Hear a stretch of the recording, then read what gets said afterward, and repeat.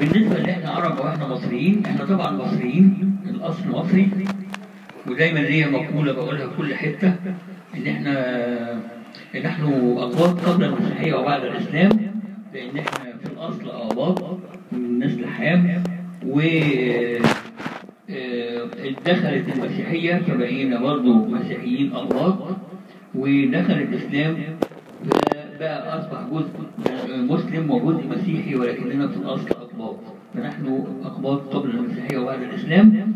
اما كنا عرب فنحن ندين بالثقافه العربيه، وده مش حاجه بالعكس احنا بنفتخر بيها، لان احنا مصرنا هذه الثقافه واضفنا اليها حضارتنا، واعتقد ان اللغه العربيه والثقافه العربيه استفادت كثيرا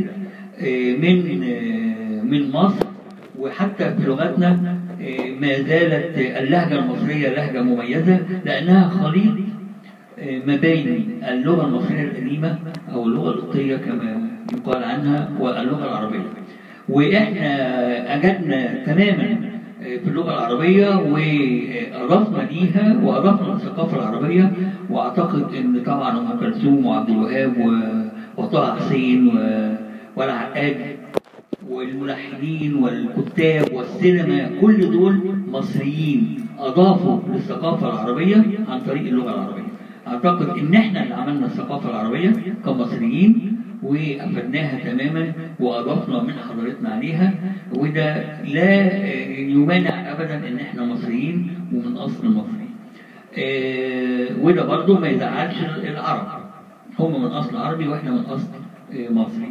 بالنسبه للفتره القادمه انا شايف انه الفتره القادمه هتحصل فيها تطورات كتير جدا، واعتقد انه نتوقع في الفتره من اول ابريل ل 10 ابريل، يعني في اول 10 ايام من ابريل اعتقد انه هتحصل مفاجآت واحداث هتغير وجه مصر في الفتره القادمه.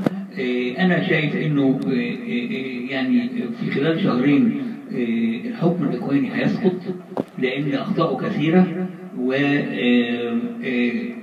يحاول ان يضع الشعب المصري في اعتباره، هو حاطط اعتبارات اخرى، وبناء عليه اعتقد ان المقاومه هتبقى شديده الفتره الجايه، وفي تغييرات هتحصل في الفتره القادمه. فنتوقع انه يكون في تغيير في العشر ايام الاولى من ابريل. دي حاجه ثانيه، ان من هذه الاحداث اللي هتحصل تتفكر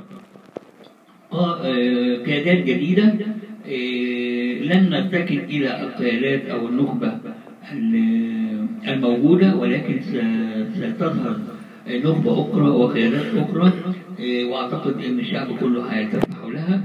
بالنسبه للجيش، الجيش لن يدخل في صراع، ولكنه بيؤمن الشعب المصري فقط وبيؤمن الثوره المصريه فقط، انما الجيش لا يتطلع الى سلطه. واللي هيكون مصر الفتره الجايه هيتعب كتير، لان مصر تقريبا فيها شبه انهيار في نواحي كتير جدا، وده بسبب الاخوان، وكان مقصود هذا الكلام. ويمكن لو بصينا للوضع الاقتصادي هنجد ان الاخوان يقصدوا هذا الوضع المتدهور، لربما يكون لشراء الاقتصاد المصري باسعار، او الشركات المصريه باسعار اقل من قيمتها الحقيقيه بما حوالي 15 ل 20%، بيضيقوا على رجال الاعمال. وشفنا اللي حصل مع سويدس، واللي حصل مع فرج الله، واللي حصل مع محمد ابو العينين، وبقيه القائمه موجوده. اعتقد ان الفتره الجايه ومصر طبعا لا تحتمل كل هذا، وشفنا اللي حصل في بورسعيد، وشفنا اللي حصل في المنصوره والمحله. اعتقد ان الفتره الجايه هيكون ليها تكتيك اخر وتغيير في الايديولوجيات والاستراتيجيه اللي متبعه دائما. يعني اتوقع خير لمصر في خلال شهرين.